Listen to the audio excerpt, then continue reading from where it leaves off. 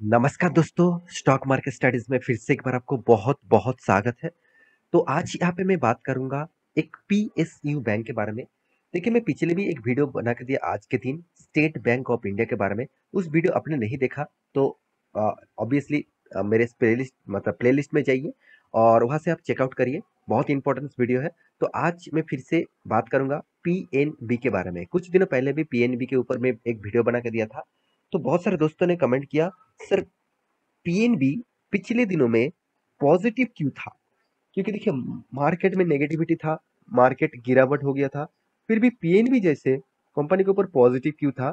जहाँ पे देखा जाए तो बैंक निफ्टी, जहाँ पे बैंक सेक्टर करीबन करीबन 300 पॉइंट से भी ज्यादा गिर चुके थे।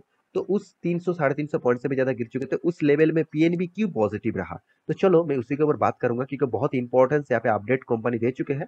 उस अपडेट के बेसिस से मुझे लगा है इस तरीके से यहाँ पे कुछ चीज देखने को मिलेगा। तो चलो वीडियो को शुरू करते हैं। शुरू करने से पहले मैं रिक्वेस्ट करूंगा, अभी तक चैनल को सब्सक्राइब नहीं किया तो जरूर सब्सक्राइब कर लेना, क्योंकि डेली बेसिस। तो सबसे पहले आप मैं कंपनी के चार्ट पैटर्न पिछले दिनों को दिखा दूंगा, क्योंकि यहाँ पे मैं स्क्रीनशॉट लेके रखा था आपको दिखाने के लिए। देखिए मार्केट जो ओपन हुआ तो ऑब्वियसली इंडियन मार्केट गिरावट में ओपन हुआ था, और यहाँ पे देखिए पॉजिटिव में ओपन हुआ। और पॉजिटिव में ओपन होने के बाद भी देखिए मार्केट थोड़ा सा रिकवरी किया, फिर से पॉजिटिव में क्लोजिंग हुआ करीबन करीबन 1% के आसपास। तो इसके पीछे लॉजिक कौन सा था, वो लॉजिक आपके सामने मैं शेयर करता हूँ। तो सबसे पहले आप देखेंगे इसका लॉजिक में आपको वेबसाइट में जाकर विजिट करके दिखा देता हूँ। तो देखिए यहाँ पे मॉर्निंग वॉक फॉर मी इस तरीके से कुछ साइट्स के ऊपर मैं आ चुका हूँ। तो ऑब्वियसली आप इस साइट के ऊपर विजिट करिए इस डेटा को देखने के लिए। तो यहाँ पे देख सकते हैं पंजाब नेशनल बैंक क्या करने वाला है। Bank raise 658 crore through bank, मतलब तो सॉरी थ्रू बॉन्ड्स। तो बॉन्ड्स के माध्यम से पीएनबी क्या करने वाला है, 658 करोड़ का टोटल फंडिंग उठाने वाला है। तो फंडिंग बैंक उठाने वाला है, इसीलिए स्टॉक के दिन पिछले दिनों में पॉजिटिविटी देखने को मिला। देखिए फंडिंग जब कोई उठाते हैं, कोई भी बैंक जब फंडिंग उठाते हैं और वो भी बॉन्ड के माध्यम से, तो उस कंपनी के ऊपर एक पॉजिटिविटी मिलता है। क्यों मिलता है, चलो मैं आपको एक ब्लैंक पेपर में जाके डिस्कस कर लेता हूँ। तो मान के चलिए यहाँ पे पीएनबी है। पीएनबी क्या किया, वो अगर लोन लेना चाहेंगे तो उसको कहाँ पे लोन लेना होगा, आरबीआई के पास से। तो मान के चलिए आरबीआई के पास से वो लोन लेंगे। एक मैं एग्जांपल दे रहा हूँ, मान के चलिए 8.5% उसको इंटरेस्ट देना पड़ेगा। तो वो क्या करेंगे, वो आरबीआई के पास से लोन ना लेकर वो क्या करेंगे, उसको पैसे का जरूरत है और वो बॉन्ड इशू कर देंगे। तो यहाँ पे बॉन्ड इशू किया, मान के चलिए बॉन्ड के लिए उसको देना पड़ेगा 7.5%।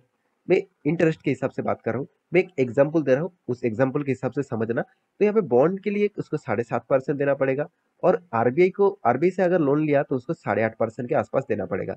तो इसका मतलब क्या है, 1% कम है। आप कहेंगे सर 1% कम से क्या होगा, 1% मतलब बहुत करोड़ों का अमाउंट होते हैं। तो इस 1% वो बचा लिया, यही बड़ी बात है। तो बैंक क्या किया, बैंक ने आरबीआई से लोन ना लेकर वो बॉन्ड इशू किया।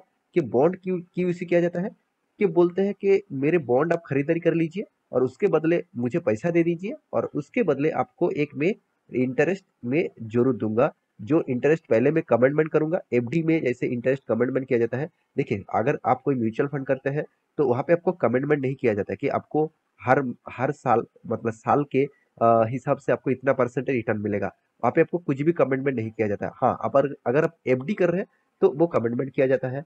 अगर बॉन्ड इशू करते हैं उसमें भी कमिटमेंट आपको मिलता है।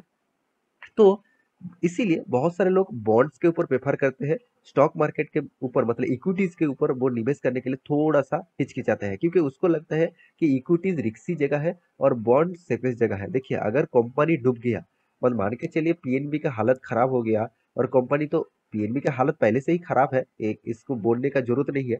तो पीएनबी का अगर हालत और भी खराब हो गया तो जो वो कमिटमेंट किया बॉन्ड के लिए, जो कमिटमेंट किया वो कमिटमेंट भी नहीं रहेगा। क्योंकि देखिए जब आरबीआई के रूल्स के हिसाब से अगर बैंक के हाथ में पैसा नहीं हो तो वो जो कमिटमेंट करते हैं उसको मतलब कमिटमेंट फॉल्स भी किया जाएगा। तो यहाँ पे इसी के कारण देखिए ऑब्वियसली एक सेफेस्ट जोन माना जाता है गवर्नमेंट बॉन्ड को। तो गवर्नमेंट बॉन्ड जब इशू किया गया है, आप देखेंगे तो गवर्नमेंट जो बॉन्ड कूपन रेट कितना ज्यादा है, 8.30 पर एनम। तो कितने बड़ा इंटरेस्ट देने वाला है। तो मैं तो आपको एक एग्जांपल दे रहा हूँ। तो उस एग्जाम्पल के हिसाब से यहाँ पे फाइनली जो बैंक ने डिसाइड किया 8.30% का कूपन रेट बढ़ेगा, तो इसीलिए स्टॉक में पॉजिटिव देखने को मिला। देखिए एसबीआई ने जो कमिटमेंट किया था, जिसका भी बॉन्ड इशू करने वाले थे, 7.53% का बॉन्ड इशू करेंगे, मतलब 7.53% का इंटरेस्ट रेट देगा। यहाँ पे कूपन रेट कितना मिल रहा है, कूपन रेट का मतलब है इंटरेस्ट रेट, तो 8.30 बहुत बढ़िया है। इतना शानदार अगर रिटर्न मिल गया तो आपको रिस्क लेने का क्या जरूरत है। फिर भी मैं कहूंगा बॉन्ड कोई सेफेस्ट मतलब स्टॉक नहीं है कि बॉन्ड में इन्वेस्ट कर दिया, मैं सेफेस्ट जोन में काम कर रहा हूँ, ऐसे बिल्कुल भी नहीं है, ऐसे बिल्कुल मत सोचना। तो इस यहाँ पे तो बैंक ने तो इस तरीके से न्यूज पब्लिश किया, तो इसी के बेसिस से स्टॉक के ऊपर तेजी देखने को मिला। और यहाँ पे मैं इस कंपनी के बारे में कुछ रेशियोज आपको दिखाऊंगा, तभी और भी आपको क्लियर हो जाएगा। तो सबसे पहले मैं रेशियोज दिखाऊंगा। तो कंपनी का रिटर्न ऑफ कैपिटल एम्प्लॉयड के रेशियोज देखिए दिखा दूं तो बहुत बहुत वीक लेवल में है, बहुत वीक लेवल में। और कंपनी का कासा रेशियो के बारे में बात करूं तो स्टेट बैंक का जितना था इसका भी उतना ही है। स्टेट बैंक का 44% था, इसका 46% है, मतलब ठीक ठाक है। हर कोई पीएससी बैंक में इस तरीके से ही दिखेगा, लोग पीएससी बैंक में इस तरीके से निवेश करने के लिए हमेशा सोचता है, हमेशा काम करता है। तो अभी इस कंपनी का फ्यूचर क्या है वो आपको रेशियोज में पता चलेगा। तो रेशियोज के बारे में बात करूं तो सबसे पहले इसका सी ए आर परसेंटेज मतलब कैपिटल एडुकेशन रेशियो 14.50 है। अच्छी है क्योंकि 9% के ऊपर होना चाहिए, तो यहाँ पे 14.50 है, मतलब अच्छी यहाँ पे जगह पे यहाँ पे देखने को मिला। और कॉस्ट ऑफ लाइबिलिटी के बारे में बात करूं तो करीबन करीबन 3.87% का कॉस्ट ऑफ लाइबिलिटी है। इसका मतलब इसका कॉस्ट ऑफ लाइबिलिटी भी बहुत शानदार देखने को मिला। पैग रेशियो भी अच्छे सस्ते दाम में देखने को मिला। और एडवांस ग्रोथ भी यहाँ पे चलो ठीक ठाक लेवल में है। तो कौन सा पॉइंट यहाँ पे बहुत खराब है, वो है return of equities, return of assets और एनपीए, जो सबसे मुझे बिग नेगेटिव लगा। क्योंकि कोई भी बैंक के लिए 4.5% से भी ज्यादा, अगर कोई भी बैंक के लिए 4.5% से भी ज्यादा कर्जा है, तो मतलब कर्जा मतलब उस कर्जा नहीं है, वो बैंक वो एसेट को अभी उठा नहीं पा रहा है। तो बैंक का एसेट कौन सा होता है, आप सभी जानते हैं। बैंक ने जितने सारे लोगों को लोन दिया, वो कॉर्पोरेट लोन हो सकते हैं, वो प्राइवेट लोन हो सकते हैं, कोई गाड़ी खरीदने के लिए लोन लेते हैं, कोई घर खरीदने के लिए लोन लेते हैं। तो इस तरीके से लोन जो बांटे हैं, उस लोन से बैंकिंग का कितना 4.5% से भी ज्यादा, 4.8% से भी ज्यादा यहाँ पे लोन वो उठा नहीं पाया। तो देखिए इसीलिए तो ये सब पीएससी बैंक अभी डूब मतलब डूब जाते हैं। आज बैंकिंग का हालत इतना खराब क्यों है, जितने सारे पीएससी बैंक देखेंगे उसका हालत क्यों खराब है, सिर्फ एक ही कारण, वो है एनपीए। एनपीए जितना ज्यादा होगा उतना ही बैंक गिरते जाएंगे, गिरते जाएंगे। तो आप इसका चार्ट पैटर्न देखेंगे तो आपको पता चलेगा। मैं एक बार चार्ट पैटर्न आपको छोटा करके दिखा देता हूँ और भी आपको क्लियर हो जाएगा। देखिए किस लेवल में था 2011 में, करीबन करीबन 280 रुपीज के आसपास था। आज वो कितना 40 रुपीज के आसपास चला है। और यहाँ पे चार्ट पैटर्न में आप देखेंगे बहुत दिनों तक, मतलब आज नहीं, कोविड के सिचुएशन के टाइम से आज तक कंपनी कोई नया मोमेंटम नहीं दिखा। एक ही रेंज में काम कर रहे हैं, एक ही रेंज में यहाँ पे काम हो रहा है। इसका मतलब सोचिए, जो कंपनी बहुत सारे बैंक्स, बहुत सारे सेक्टर कोविड के बाद शानदार एक रैली दिखाया, और जो उस टाइम में रैली नहीं नहीं दिखा पाए, क्या उस कंपनी के ऊपर भरोसा करना चाहिए? तो आप मुझे जरूर कमेंट कर सकते हैं। तो कंपनी के कुछ डिटेल्स आपको दिखा दूं तो कंपनी छोटा कंपनी नहीं है, 44,000 करोड़ का मार्केट कैप है। आप कहेंगे सर कंपनी का पी रेशियो ठीक ठाक है, इंडस्ट्रीज पी रेशियो के आसपास, return of equity, return of capital employ average level में है। तो कंपनी में क्या खराबी है, देखिए खराबी तो यहाँ पे देखने को मिलेगा ना, 12% का डेप्थ है, 12%।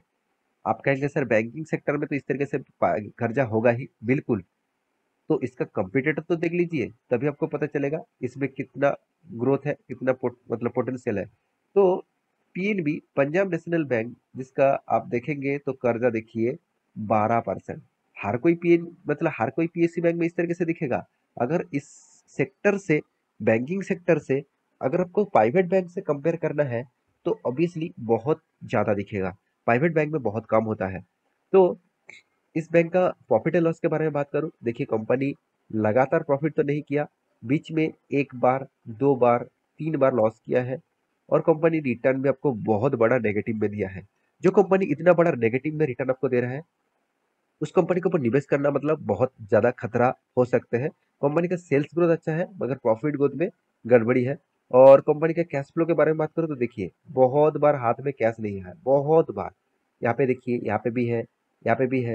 यहाँ पे 2 साल 3 साल तक कंपनी का हाथ में कैश नहीं आया। तो कैश जितना नहीं आएगा उतना ही कंपनी के लिए खतरा है। तो इसलिए देखिए एफआईएस इस तरीके से कंपनी के ऊपर विश्वास नहीं करता है, तो इसलिए माल नहीं उठाया है। पब्लिक इस तरीके से कंपनी के ऊपर ज्यादा भरोसा करते हैं।